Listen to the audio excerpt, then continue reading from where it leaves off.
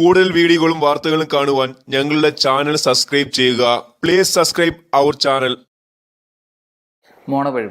മോണപ്പഴുപ്പ് കൂടുതൽ കണ്ടുവരുന്നത് പ്രായമുള്ളവരിലാണ്. ആദ്യമായി തന്നെ പല്ല് തേക്കുമ്പോൾ ചോര വരുന്നു, അല്ലെങ്കിൽ മറ്റുള്ളവരുമായിട്ട് സംസാരിക്കുമ്പോൾ വായുനാറ്റം അല്ലെങ്കിൽ ഹലിറ്റോസിസ് അനുഭവപ്പെടുന്നു. ഇതെല്ലാം ഒരു മോണപ്പഴുപ്പിൻ്റെ കാരണമാണ്. എങ്ങനെയാണ് മോണപ്പഴുപ്പ് ഉണ്ടാകുന്നത്?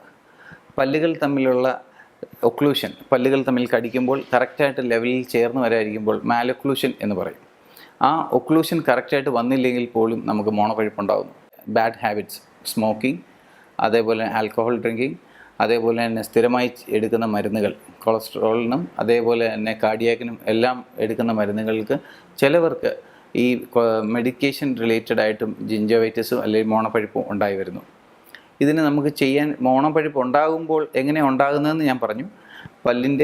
പല്ലും എല്ലുമായിട്ടുള്ള പിടുത്തം അല്ലെങ്കിൽ പല്ലിനുമായിട്ടുള്ള ഒരു ഘടനയിൽ ഉണ്ടാകുന്ന വ്യത്യാസമാണ്, എല്ലും പല്ലുമായിട്ടുള്ള ഒരു വ്യത്യാസമാണ് നമ്മുടെ മോണപ്പഴുപ്പിന് കൂടുതലായിട്ട് കാണുന്നത്. എല്ലും പല്ലുമായിട്ടുള്ള ആ ഘടനയിലും അല്ലെങ്കിൽ അതിൻ്റെ സിമെൻറ്റോ ഇനാമൽ ജംഗ്ഷനിലും തൊട്ട് തുടങ്ങുന്നു. ഇവിടെ ഉണ്ടാകുന്ന ആ വീക്കമാണ് മോണപ്പഴുപ്പായിട്ട് മാറുന്നത്. ഇവിടെ പല്ലുകൾക്ക് ഇളക്കം തട്ടുകയും അതേപോലെ തന്നെ പല്ലിൻ്റെ ഇടയിൽ നിന്നും ചോര വരികയുമാണ് ആദ്യമായിട്ട് കണ്ടുവരുന്നത്. ഇത് ആദ്യം തന്നെ നമ്മൾ ശ്രദ്ധിച്ച് അതിനുള്ള ഒരു ഡീപ്പ് ജിഞ്ചൈവൽ ക്ലീനിങ് ആണ്, അല്ലെങ്കിൽ ഓറൽ പ്രൊഫൈലാക്സിസ് ട്രീറ്റ്മെൻ്റ് ആണ് നമ്മൾ ആദ്യമായി തന്നെ ചെയ്യേണ്ടത്. കൊച്ചുകുട്ടികളിൽ തന്നെ വായുനാറ്റം ഉണ്ടാകുമ്പോൾ അവരുടെ അർത്ഥം എന്തെന്ന് വെച്ചാൽ അവരുടെ പല്ലുകളിൽ നിരതെറ്റിയിരിക്കുകയും അതോടൊപ്പം പല്ലുകൾ തമ്മിലുള്ള ഒക്ലൂഷൻ അല്ലെങ്കിൽ പല്ലുകൾ തമ്മിൽ കടിക്കാൻ പറ്റാതെ വരുമ്പോൾ അവിടെ പ്ലാക്ക് എന്ന ഒരു തിൻ ഫിലിം ആദ്യമേ ഉണ്ടായി വരുന്നു. അത് നമ്മുടെ തുപ്പലിൽ തന്നെ ഉണ്ടായി വരുന്നതാണ്. എന്താണ് ഈ പ്ലാക്ക്? പ്ലാക്ക് എന്ന് പറയുമ്പോൾ ചെറിയ ഒരു വൈറ്റ് കളർലെസ് ഫിലിം അല്ലെങ്കിൽ ഒരു യെല്ലോ ഫിലിമാണ് ഈ പല്ലിൻ്റെ മേലിൽ പറ്റി പിടിച്ചിരിക്കുന്നത്. അതാണ് പ്ലാക്ക്. ഈ പ്ലാക്ക് നമ്മുടെ സലൈവയിൽ നിന്നും നമ്മുടെ വായിലുള്ളിലുള്ള ബാക്ടീരിയയിൽ നിന്നും ഉണ്ടാകുന്ന ഒരു തിൻ ലെയർ ഫിലിമാണ് പല്ലിൻ്റെ മേലിൽ ഒട്ടിപ്പിടിച്ചിരിക്കുന്ന പ്ലാക്ക്. ഈ പ്ലാക്ക് നമ്മൾ നല്ല രീതിയിൽ ബ്രഷ് ചെയ്ത് മാറ്റണം. രാവിലെയും വൈകുന്നേരവും മസ്റ്റായിട്ട് ബ്രഷ് ചെയ്യണം.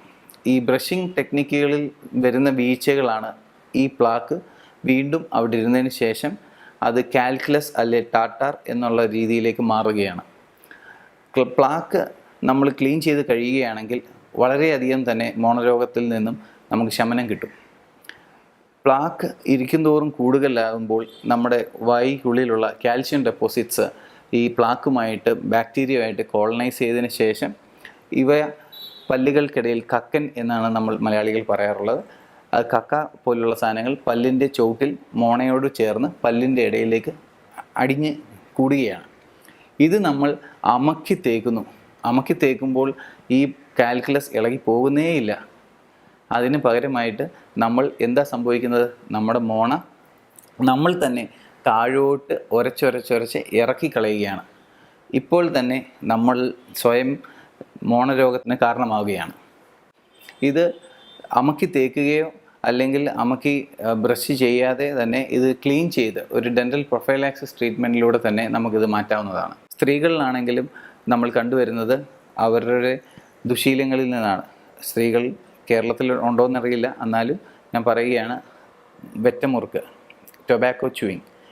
അപ്പോൾ ഇങ്ങനെയുള്ള പല കെമിക്കൽ സബ്സ്റ്റൻസ് പല്ലുകളിലേക്ക് ചെന്ന് കഴിയുമ്പോൾ നമ്മുടെ മോണയ്ക്ക് താങ്ങാവുന്നതിനപ്പുറം ആയി കഴിയുമ്പോൾ മോണ അത് റിയാക്ട് ചെയ്യും.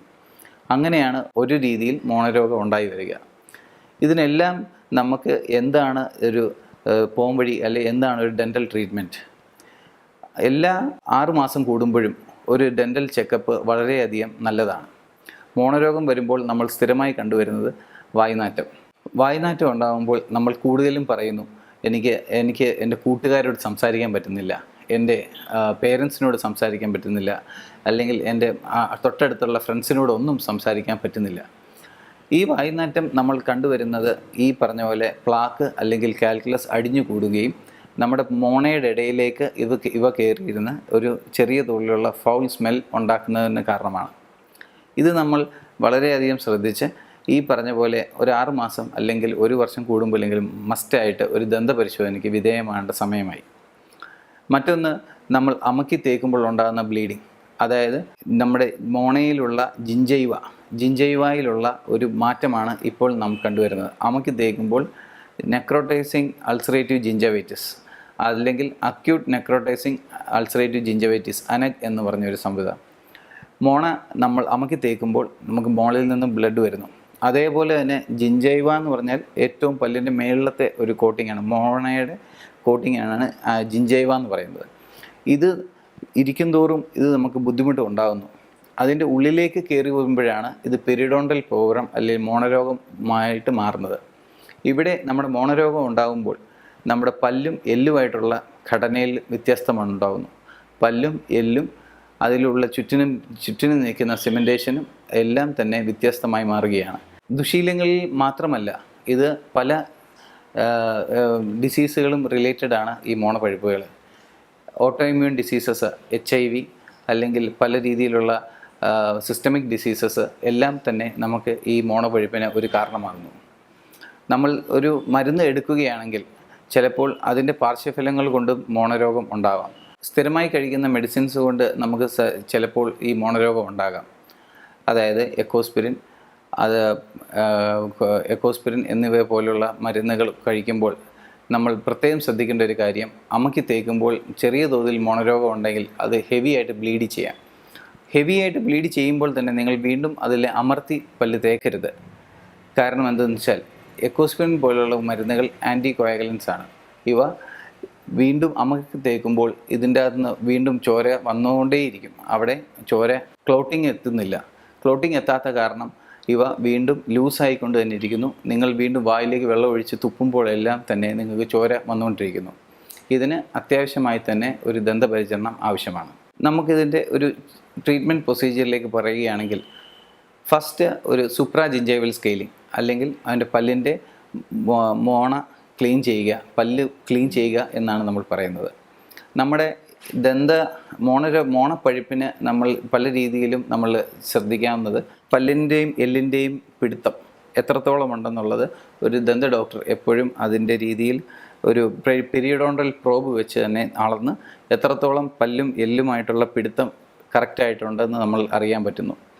ഇത് എല്ലും പല്ലുമായിട്ടുള്ള പിടുത്തം കുറഞ്ഞു പോകും തോറും നമുക്ക് ഇതിൻ്റെ ട്രീറ്റ്മെൻറ്റ് വേരി ചെയ്തുകൊണ്ടിരിക്കും. ആദ്യമായി സുപ്രാ ജിഞ്ചൈവൽ സ്കെയിലിംഗ് എന്നാണ് നമ്മൾ പറയുന്നത്. ക്ലീനിങ് എന്ന ഭാഗം ക്ലീൻ ചെയ്ത് കഴിഞ്ഞിട്ടും ഒരു 6 മാസം കഴിഞ്ഞ് വീണ്ടും മോണപ്പഴുപ്പ് വരികയാണെങ്കിൽ അടുത്ത ട്രീറ്റ്മെൻറ്റായ ഡീപ്പ് ജിഞ്ചൈവൽ സ്കെയിലിംഗ് പോകുന്നു. അത് കഴിഞ്ഞ് നമ്മൾക്ക് ഇതുകൊണ്ടും ശമനം കിട്ടിയില്ലെങ്കിൽ അടുത്ത ട്രീറ്റ്മെൻറ്റാണ് ഫ്ലാപ്പ് സർജറി അല്ലെങ്കിൽ അതിന് അനുബന്ധമായുള്ള സർജറികൾ. മോണപ്പഴുപ്പിനുള്ള ട്രീറ്റ്മെൻറ്റ് ആദ്യഘട്ടത്തിൽ തന്നെ നമ്മൾ തിരിച്ചറിയുകയും അതിനുള്ള ദന്തപരിശോധനയ്ക്ക് വിധേയമായി അതിനുള്ള ട്രീറ്റ്മെൻറ്റ് ചെയ്യുകയാണെങ്കിലും 95% വരെ നമുക്ക് ഈ ചികിത്സ കൊണ്ട് മോണരോഗത്തിനെ ഭേദമാക്കാവുന്നതാണ്. കൂടുതൽ വീഡിയോകളും വാർത്തകളും കാണുവാൻ ഞങ്ങളുടെ ചാനൽ സബ്സ്ക്രൈബ് ചെയ്യുക. Please subscribe our channel.